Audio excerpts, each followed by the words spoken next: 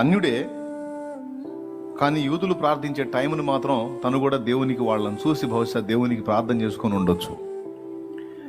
ఆ చిన్న పని, యూదులను చూసి అతడు చేసినటువంటి ఆ పని,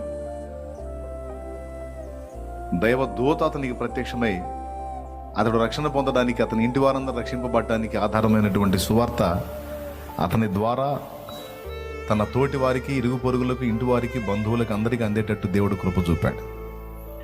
సో ఒక అన్యుడి విషయంలోనే దేవుడు అంత తీవ్రంగా స్పందించినప్పుడు, మారు మనసు తెలియని, రక్షణానుభవం లేనటువంటి ఒక అన్యుడు స్పందిస్తేనే దేవుడు అలా రియాక్ట్ అయినప్పుడు, క్రీస్తు రక్తంలో కడగబడి, పరిశుద్ధపరచబడి, పరిశుద్ధాత్మను పొందుకొని దేవుని సంబంధులమై మనం చేసేటువంటి విజ్ఞాపన ప్రార్థన, అది నువ్వు నడుస్తా చేసిన ప్రార్థన అయినా సరే, మోకాళ్ళేసి చేసిన ప్రార్థన అయినా సరే, సాష్టాంగపడి చేసిన ప్రార్థన అయినా సరే, నీకు ఓపిక లేక బెడ్ మీద ఉండి బెడ్ మీద తండ్రి అని మొరపెట్టినా సరే, ఆ ప్రార్థనలు నిశ్చయంగా దేవుడి దగ్గరికి వెళ్తాయని మర్చిపోవద్దు.